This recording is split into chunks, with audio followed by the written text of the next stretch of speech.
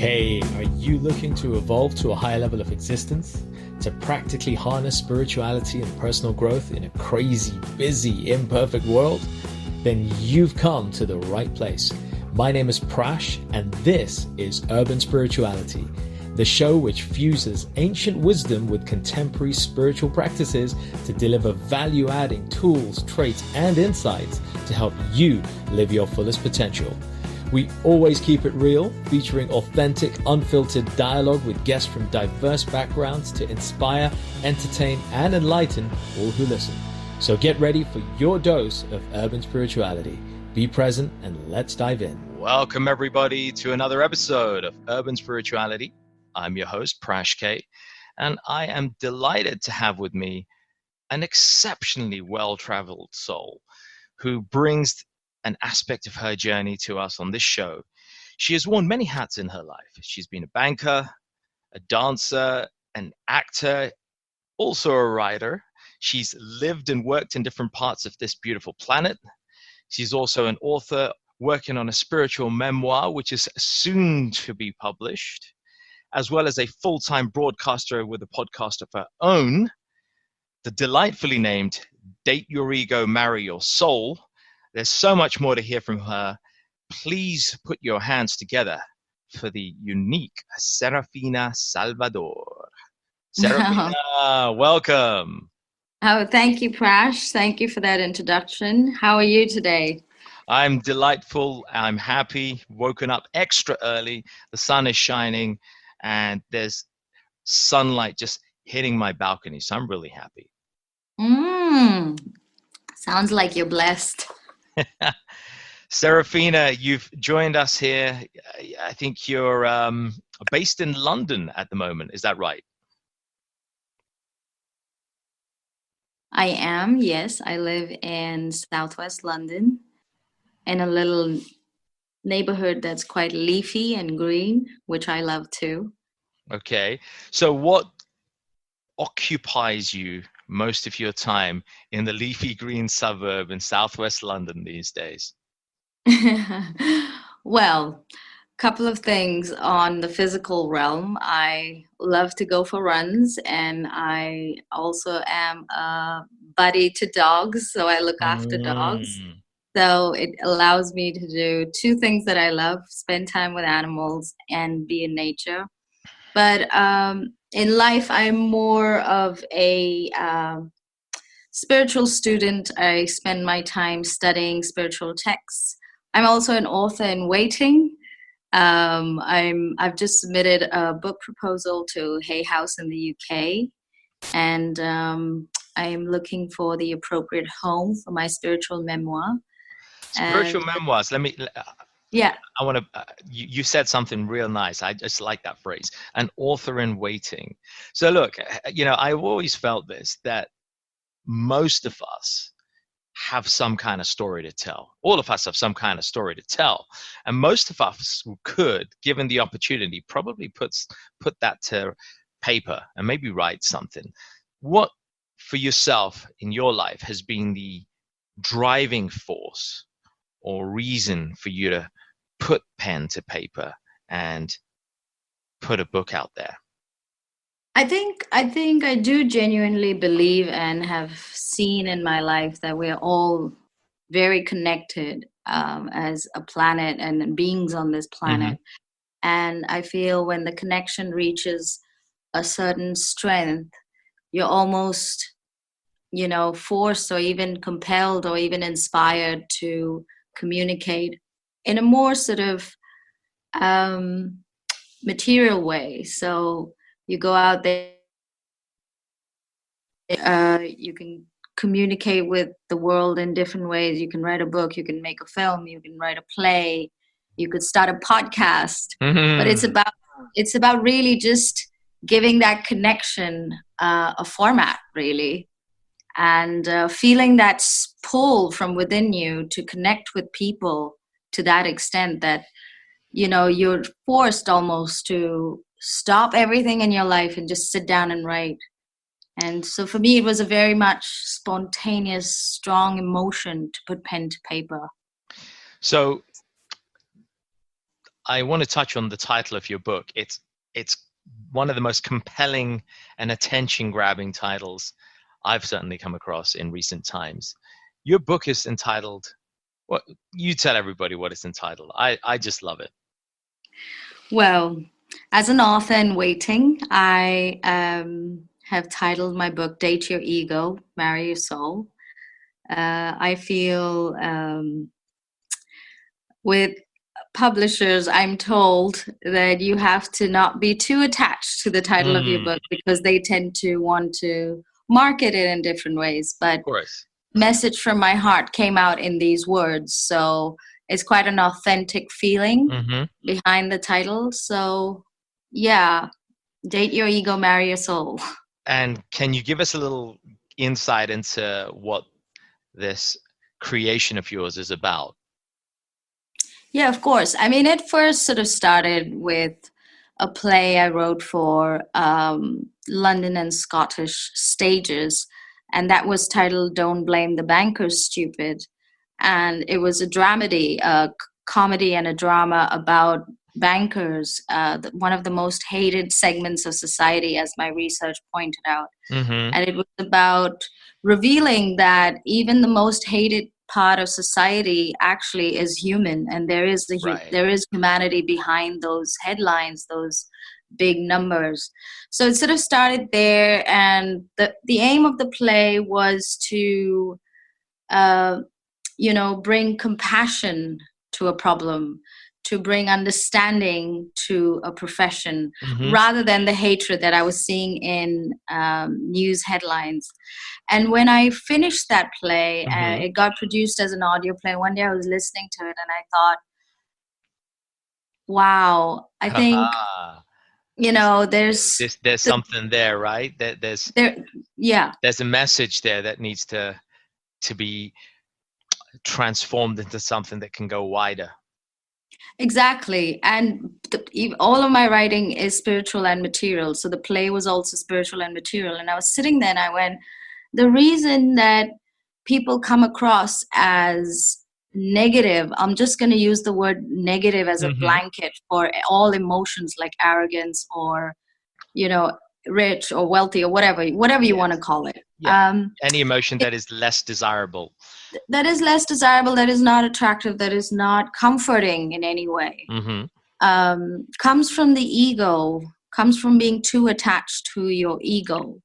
But then at the Mm. same time, your ego is so important because it allows you to function in this world. Of You and course, I are talking right now. It's because because of our our ego. egos are functioning and we have our careers. You have a meeting you're going to go to. I have another meeting. It's all because of the ego. So it's important. But it's important to realize there's a distinction and that you have many versions to yourself.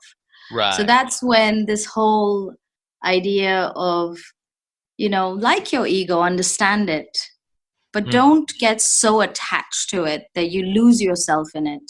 That was the idea that came to me.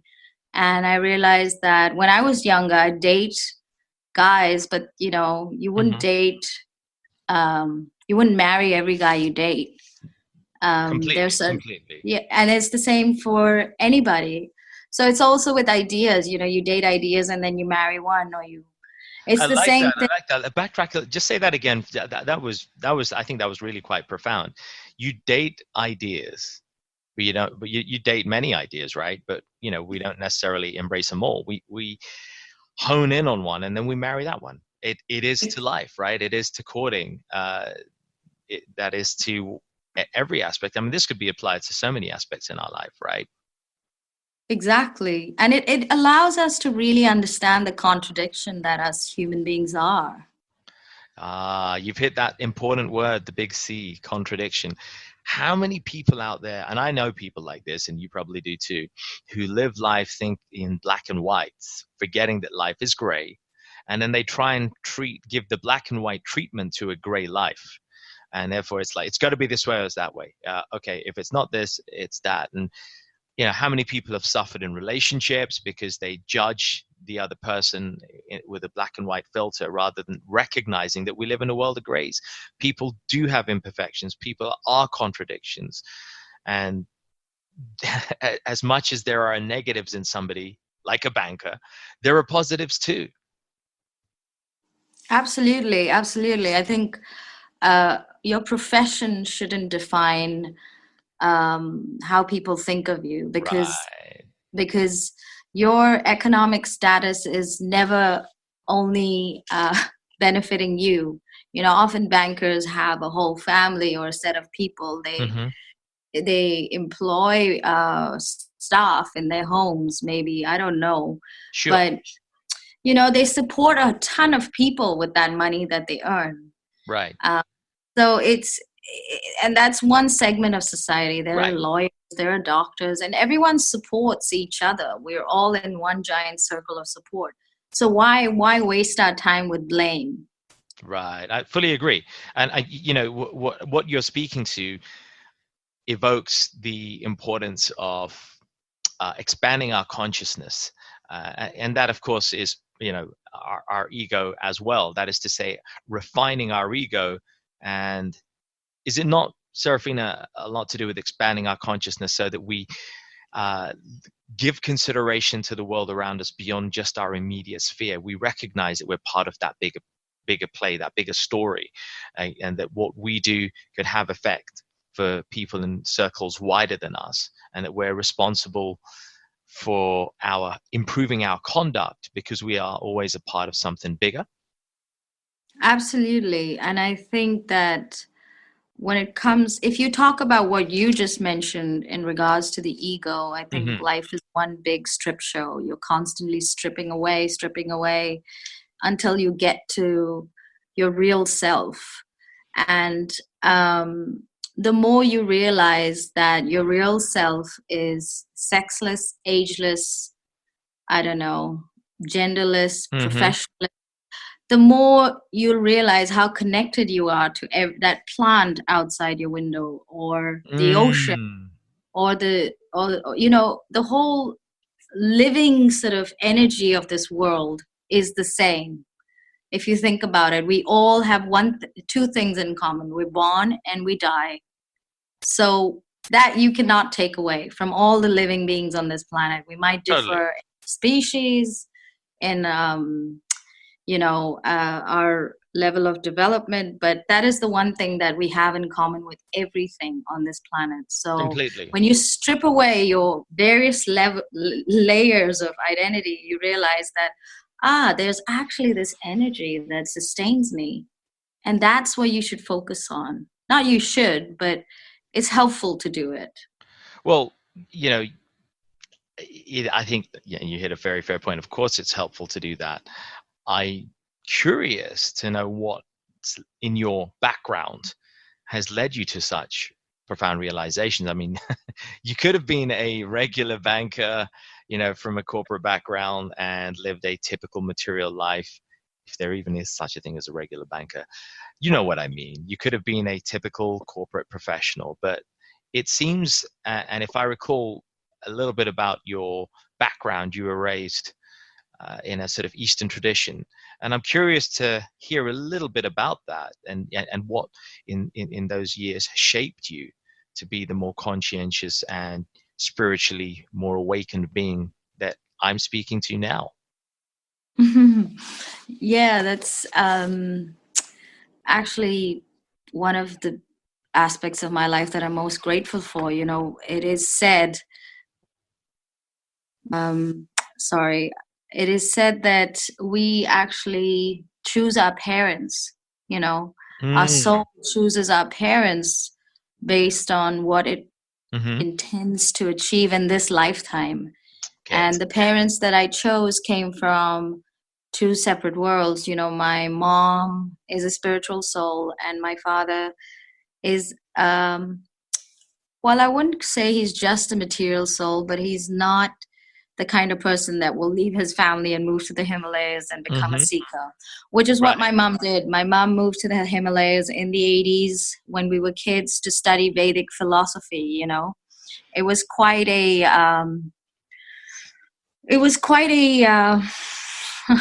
revolutionary thing for a woman to do in the 80s. Right. I mean, to leave your family and go to the Himalayas to study Vedic philosophy. By the way, Vedic, for our listeners, by that you mean the study of the Vedas and the literature associated with the Vedas, which are the oldest texts known to mankind, right? Exactly. And it all started with her yoga practice. Okay. She got so drawn to yoga. She Mm-hmm. went to a school in India and trained as a teacher, Right. and she studied the Vedas. And us as kids, we sort of were brought up by my grandparents and my father, and we had a lot of love. Right. But this influence of philosophy sort of continued in our life. Mm-hmm. And we would often make trips to ashrams and meet Ah. gurus. And of course, at home as well, there was a lot of influence of God, but it was a normal household. It wasn't like my mom, we'd see her dressed in, orange worship clothes or something. Yeah. So okay.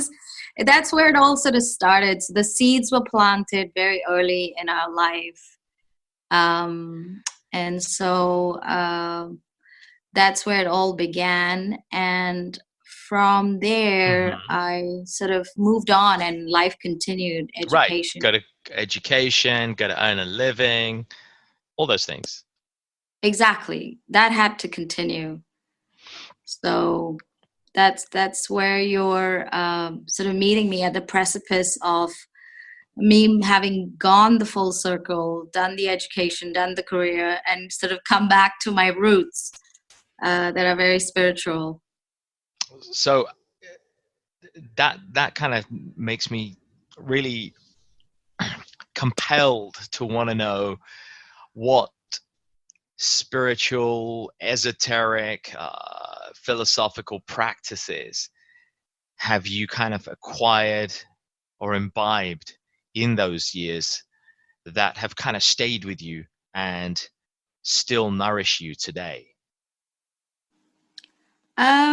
I think the Vedic philosophy is very much about understanding your origins as a human being. It's very much about understanding the essence of living. Sanatan Dharma is very much one of the core values of the Vedas. And it's about understanding that there is, well, they don't talk about, they do, I mean, the Vedas don't have any problem, the Sanskrit texts talking about gods and you also have the Vedas that then divide up into the Upanishads and the darshanas. So I think the main philosophy behind it is the essence of living, and that there is an essence of living, and that you must be drawn to it and understand that there's more than your material life. That was the main message for me. And how do you access this sense of life? It's through mantras, it's through study of texts, it's through meditation, it's through yoga. So I kind of got introduced to the various ways to live your life on a physical, mental, and emotional level, to access this sense that we all sort of have. Well, you raise again another profound point. If I remember my studies in Sanskrit and ancient Eastern literature rightly, the very first verse of the Vedanta Sutra, widely regarded as one of the most important texts of the ancient Vedic tradition, says Atato Brahma Jignasa, that now is the time to inquire about the absolute and one's relation to that supreme source. Now is the time, Atato Brahma Jignasa, to inquire. And didn't Socrates say it a good few thousand years later that an unexamined life is not worth living? Exactly. I think I'm not familiar with the verse, but the message that you just spoke of is so succinct in that. Right, we're forgetting this and we're getting caught up doing our thing. And if there's anything that's coming through to me, you're hearing this, and certainly for our audience, this is urban spirituality after all. We're not here to make monks out of people. Well, unless people want to be monks. We're here to empower people with and infuse their lives with spiritual tools that can help them in their journey. So that's a message right there, right? Nobody's saying here that you need to retire from being a banker or whatever you're doing, but there has to be that fundamental query to say, hey, what's this all about? What is actually my role in this life? Not just my role in my family and my immediate friend and circle, but actually, what am I here to do? What is my path? And it seems to me that those are some of the questions that have driven you, despite having a material career and all those things.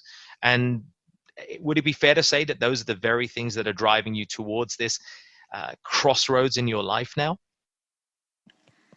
Yes, I think I definitely, everything that I'd studied in the Himalayas, all the philosophy has definitely been confirmed through my life on the trading floor, funnily enough. Because I think on the trading floor, you get to see humanity at its core, because people don't have time to pretend. Right. The stress, the performance pressure, the Right. accuracy of work that is expected off of you. You're just yourself. You're just you bring to the trading floor a part of you that is without any pretense whatsoever. So just noticing the energy of people and how they act and behave confirms so many things about our nature as human beings that I'd studied in these texts. Phenomenal. If there was, by the way, I just love that, from the Himalayas to the trading floor. If there was ever a polar opposite, right? You're taking all that spiritual wisdom that you learn in the Himalayas and somehow finding a way to process that and then see how it can be applied in that kind of city environment. And clearly you must have had some realizations along the way, which is why I want to delve a tiny bit deeper and ask you about your daily rituals. Or weekly rituals, are there any particular rituals that help you to stay centered and focused whilst in a corporate career, that allow you to retain that sense of transcendence? Yes, I mean, I think for me, I've always, since I'm a child, for some reason, been very connected to prayer. And mantras actually have been my gateway into my connection. I've always been very connected to sound, and I've studied Sanskrit too. And I don't do it now, so don't ask me anything. But I was gonna ask you. That's cool. But sound and the vibration that mantras create is second to none. I mean, you could sit in a room by yourself, have your headphones on, and have Om or any Sanskrit mantra playing, and you will be transported. You will find a connection to yourself that will give you so much strength in moments of strain or in moments of even quiet, that you couldn't really find it through any other means, such as going to the gym or a yoga class even. I feel like mantras have that transformative power within them. So while I go to work, I would actually, in the tube, I would read my mantras or listen to them. And that would be my way of connecting. So the first thing in the morning when you get dressed, there's something special about having that connection. Rather than going onto your favorite show that you've downloaded onto your iPad, if you connect with a mantra that you choose, it's a great way to start your day. And that's how I did it. By connecting with mantras, by connecting to the divine, by connecting to the source through the use of mantras? Yes, I think more than to the source, to myself. When you work in a job that's really busy, you get to work and it's all go, go, go, go, go. Right. You don't really have time. You don't have time to be a human being. You don't have time to think of your emotions. You're just go, go, go. A Right. lot of nurses have that same kind of jobs. A&E professionals have that same kind of job. Lots of Right. Yeah. people. Super real time. So, there's Yeah. little time to process or be in a sort of a reflective mood, right? Or reflective mode. Exactly. And so because of that, you kind of have to look after yourself, because it's actually your human self that's doing that go, go, go, go. It's your human self that's driving the energy behind that go, go, go. Right. So that human self, how are you nourishing it, Right. And the ritual or the practice of introducing the chanting of mantras in one's own safe space on a regular basis is a means to almost apply brakes, like handbrakes, to the rush of life, right? Are there any particular mantras that you'd care to share that the audience could experiment with? You mean from the Vedic tradition, or do you mean from what From your personal practice or the Vedic tradition that you think, as a listener to this, somebody who's new to this, would want to consider or explore? Yeah, sure. I mean, look, my spiritual practice has evolved. I embrace Buddhism, and I embrace the Lotus Sutra, which is a Mahayana teaching of Buddhism. And as you know, Buddhism spread from India to China to Japan and has now moved to the West. Right. And the mantra that I chant now is Nam Myoho Renge Kyo, and that is the title of the Lotus Sutra. Right. This is the first, if I recall, one of the first verses in the Lotus Sutra. It is the first. That mantra. It is, and it's a very simple mantra. So Nam is actually a Sanskrit word, which is salutation. Myoho refers to the law of cause and effect. Right. Renge stands for lotus flower. Right. And the mystical significance of the lotus in Eastern traditions, of course, many things. Yes. The unfolding of consciousness, chakras, so on and so forth. Exactly. I mean, there is another significance to it, but I'll just finish with the last word. Kyo is creative expression. So if you go Nam Myoho Renge Kyo, you're essentially saying salutations to the law of cause and effect. And the Renge Kyo is essentially almost honoring you as the human being. So human beings and the lotus flower have a very intimate connection. The lotus flower is the only flower that actually is the blossom and also contains the potential for the blossom. So there are seeds in the lotus flower that actually sprout another lotus flower. And if you think of us human beings, we are the same, because I am me and I have the potential within me to create another human being, as do you. Right. So totally. we are very much like the lotus flower.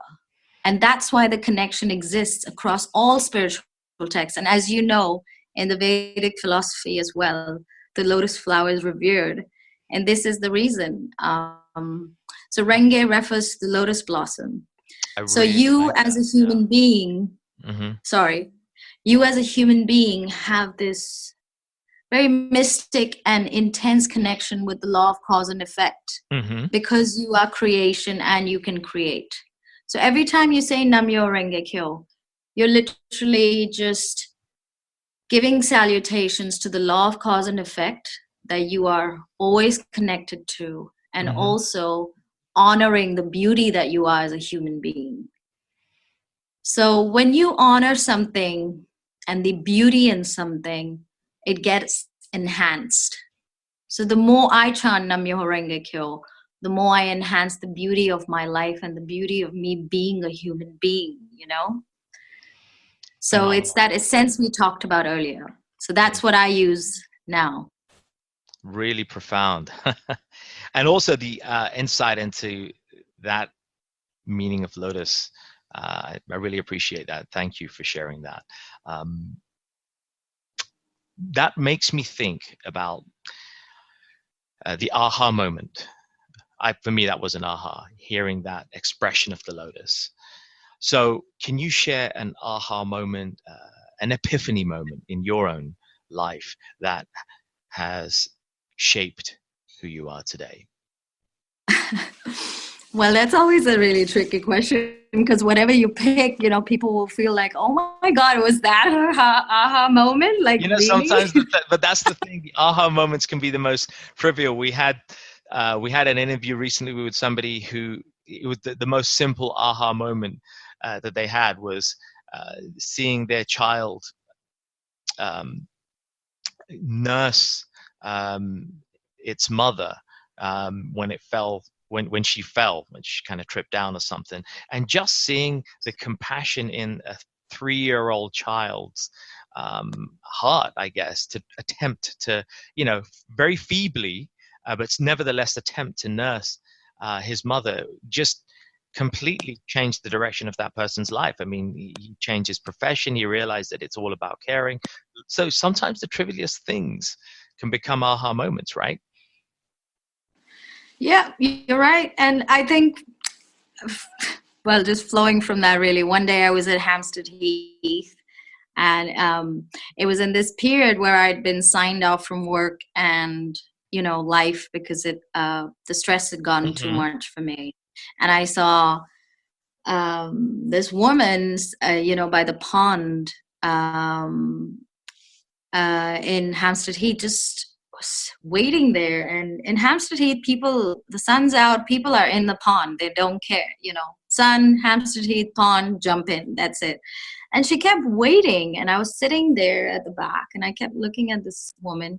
She kept waiting and waiting, and she was staring at everyone. I was just like, why isn't she getting in? Right. And then it was just like this moment of craziness where you could, when you sense something in the distance. She literally got up, and she had a little wrap around her waist. She threw it away, and she ran into the pond just when no one was looking. Into the pond. And she jumped right in. And she was really happy when she got in, And I just realized, for some reason in that moment, that she wasn't taking the plunge, obviously, because she was conscious of her body, or, whatever it was. All those sensitive factors, right? Yes, absolutely. And of course, you don't think that's a big deal to you, but you don't know how another human being's feeling about that, right? And she did this. She got in. She was really happy. And I was just like, oh my God, for some reason, that act of hers reminded me of what I was doing in my life. By then, I had become, the perfect sort of daughter, I was married then, a wife. I'd been a successful banker. I was doing everything. Like that society kind of, expected of you, or that society would pat you on the back for saying, oh yeah, that's the right thing, Serafina. Exactly. And also going beyond. I think we also in the 21st century have this habit of going beyond what people expect. I think it's a lot to do with the media, probably, or people that get interviewed. They're like, I worked my ass off. I did this. I did that. And you kind of think you have to go beyond. Right. Overachieving, right? That curse of overachieving. Yeah. And you don't. You really don't. But I had been signed off from my life. A doctor had to tell me that you cannot live your life the way you're living it at the moment, for me to understand that. And for that woman to jump in, I don't know, for some reason, the combination made me realize that I needed to stop my life as it was. And I needed to have the courage to listen to my heart. And my heart told me to change my relationship, to change my career, to change my life as I knew it. I hadn't seen the sun, I hadn't seen the sun in the UK. So I literally did each and every one of those things. And if you think about it, the act of getting a divorce, the act of quitting a career at the top of your game, not knowing what to do, they're very scary things to embrace. For anyone, absolutely. So, for me, that was a definite big defining moment when I took that courage and I leapt off from a cliff. I didn't know where I was going, but yes, it was a defining moment. Yeah, on that point, I just wish more people would have such aha moments. Who was it? Was it the actor Tom Hanks who said, recently, I wish everybody would get rich and super famous so that they realize that that's not what it's all about. People are trapped, So right? People need that aha moment. they do. I think also they need to stop letting the media tell them what is right and wrong. Because if you don't buy a magazine, you won't think you need to do certain things to be happy. Yeah, If you absolutely. don't watch the news and don't believe the news, rather, use your own common sense. And if you connect with yourself, you'll know what is right and wrong. Yeah, I think that's an important point. You've just touched on 3 points close to my heart. One, filtering the sources of information about life that come to us, being choosy and deciding for our own selves where we take our sources of information from. So, like you say, you can choose to hear the news you want to hear. You don't have to listen to the default things. Number two, learning to basically use our intellect, that underutilized muscle that we all have between our two ears, but we're not using enough. Our mind may be used and our brain may be used in our day job, in our hobbies, whatever, but the intellect, that's a specific thing that requires disconnection, as you say, from the hecticness of life and reconnecting with oneself, whether it be through mantra or through other practices in daily living, other rituals, which allow the intellect to breathe and to express itself and to start being used, right? Exactly. And it's So, about which direction you take it in, isn't it? That's your responsibility as a right. human being, isn't Yeah, it? but so many people, hey, hang on, so many people exonerate that. What did you say earlier? You were living the life as the perfect wife, the perfect employee, the perfect daughter. You were fulfilling the roles that you were kind of almost living life that other people had programmed you to do, whether directly, deliberately, or undeliberately. But you were kind of living a pattern, a blueprint that was already almost set for you. How do you break out of that? Mm. I think it's kind of like trying something new in terms of what you eat almost. Mm-hmm. That's the most basic way I can put it across, because Yeah, nice if analogy. yeah, if you like steak and you eat it a certain way and you found your way, you go to a restaurant, you're thinking about your steak, this, that. It takes a lot of courage to then think, oh, actually, this red meat thing's not really working out for me. Hmm. It Yeah, takes a lot of courage, but it has to come from a realization deep inside you right. that doesn't agree with your happiness anymore. And I think until that realization happens, that doesn't agree with your happiness, you're never going to make a change. I just know this from the bottom of my soul. And Until the realization happens, that doesn't agree with your happiness, you're never going to change. maybe to use your own language, until that the realization happens, we're going to be constantly married to our ego and maybe dead to our soul, rather than the other Indeed. way around, right? Indeed. Let's talk about some tips here. Let's give the audience some things, some tools that can help them on this journey to help to you know divorce the ego a little bit and learn to marry the soul. Share us a few tips. Yeah, sure. I mean, I think first of all, it's about becoming aware that there are different versions of you. Hmm. Uh, there's a version of you that's listening to this and, taking the information, and then there's a version of you that's going to go to work. There's a version of you that happens when you're in love, when you sleep. Try Hmm. and recognize what those versions are and what they stand for. The difference between your ego and your soul will become so apparent. The difference Mm. between your positive and negative emotions will become so apparent.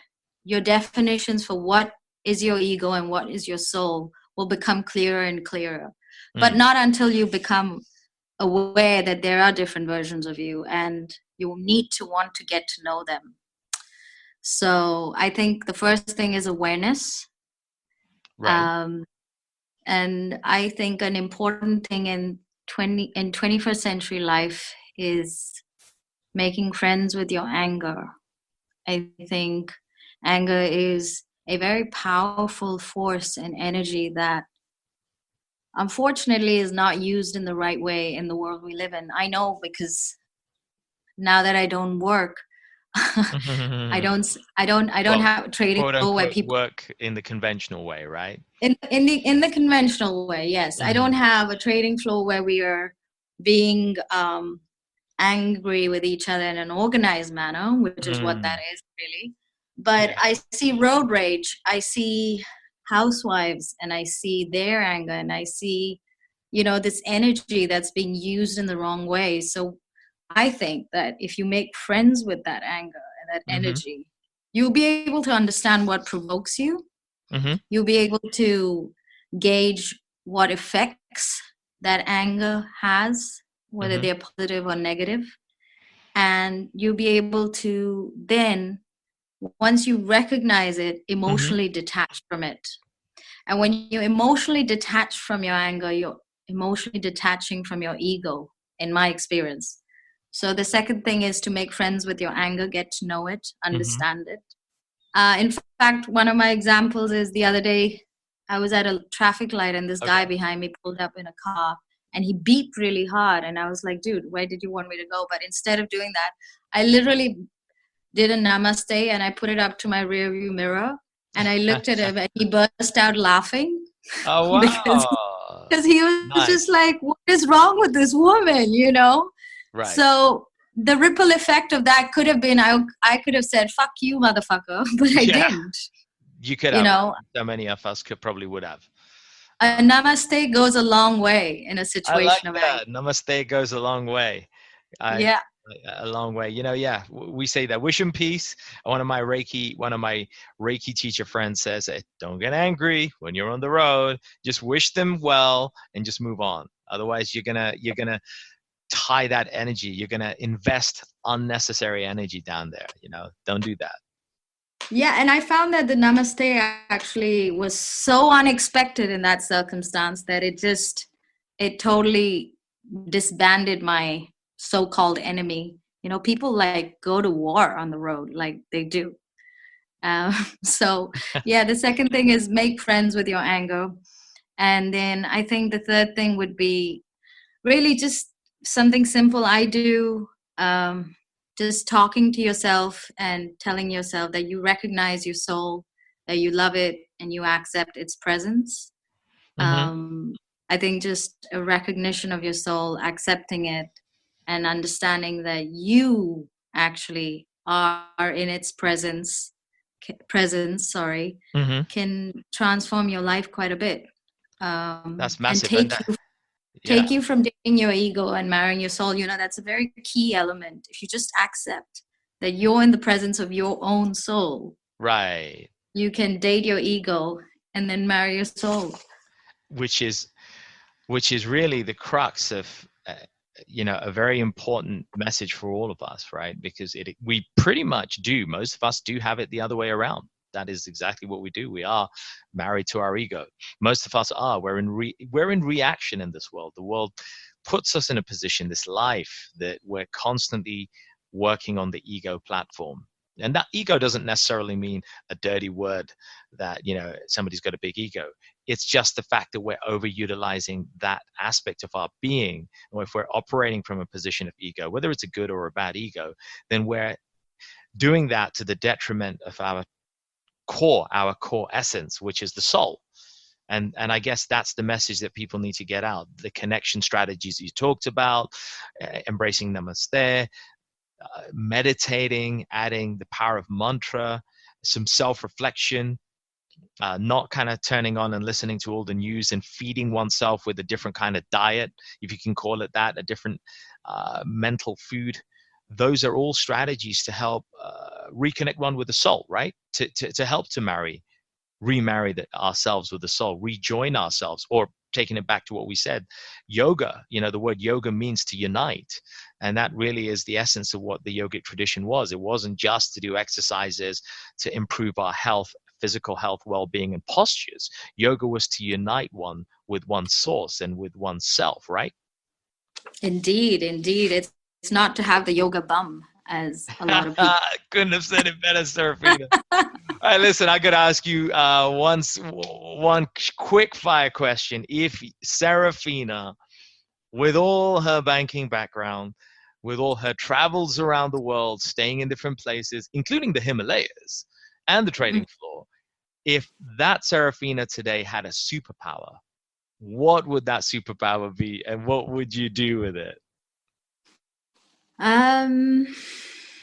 My superpower is to replace every negative thought I have with a positive one. And I think with that, I would reduce bit by bit the negativity in the world I have the great good fortune to live in. So that's a superpower I try and cultivate, actually. So I don't have it yet. Profound. I like it, because that's a superpower that's not beyond. I mean, yeah, you could have said, I if I had a superpower, I wish I could manifest millions of dollars and help the world, or if I could, I would just lift poverty away. Those are, while they're super noble, they're not easily achievable for most people, right? They're not the most practical. But a superpower about converting negative thoughts, or let me use the phrase, that all important phrase, transmute. If that superpower is embraced, to transmute negative thinking into positive, wow, that's a superpower we could all try to embrace, right? Indeed. I like it, and I think the world needs to hear more of this, Serafina. I want to thank you for enlightening all of us on this show today with the power of reconsidering how we utilize this thinking vessel that we have between our heads, and the importance of aha moments in our lives, and about this distinction about our ego versus our soul, and the importance of learning to detach ourselves a little bit from the ego in a healthy way and embrace those spiritual practices. I can't wait to hear more about your book. In the meantime, if people want to know and learn more about you, is there anywhere they can go? Oh, yes, absolutely. So part of this year's contribution from my side is thesoulcobbler.com. This www.soulcobbler.com is thesoulcobbler.com. Yes, by the way. It is a neutral online spiritual resource that I'm putting out there for the world, and it consists of podcasts, blogs, book reviews, various spiritual techniques that people can follow to connect with themselves without necessarily joining a church, temple, or organization. So it's very neutral, it's very humanistic, and it's all about the soul. And that's why it's called soulcobbler.com. And people can reach me through that. The Facebook page will be live soon. We're launching on the 24th of May. So we'll be ready to take any questions from then. Good. And I am not mistaken that we're soon going to get to hear good content coming out from yourself with your own podcast, of course. Yes, Prash, there is a podcast, and it is the same title as my book. So marry date your ego, but marry your soul. It's coming your way, folks. So watch out for that as well. We'll share details, of course, in due course. Serafina, one more time, I want to thank you for being with us, sharing your wisdom, shining your light, revealing some gems and some distinctions that I think will help all of us on our positive journeys going forward. It's been a pleasure having you. Thanks for being on Urban Spirituality. Thank you so much for an opportunity to share our common light. Thank you. All the best now. Namaste. Namaste. Hey folks, thanks for listening. We hope you enjoyed this episode, and as with all our episodes, found something to inform, inspire, and empower you in your spiritual and personal journeys in life. As always, if you enjoyed it, feel free to leave a little love through your ratings and comments, share it with those who you care about, and take your personal and spiritual evolution to the next level by joining us on one of our events, workshops, or retreats. Find out more about us at mantratherapy.co.uk. I'm your host, Prash K. This is Urban Spirituality, and we will catch you on the next episode.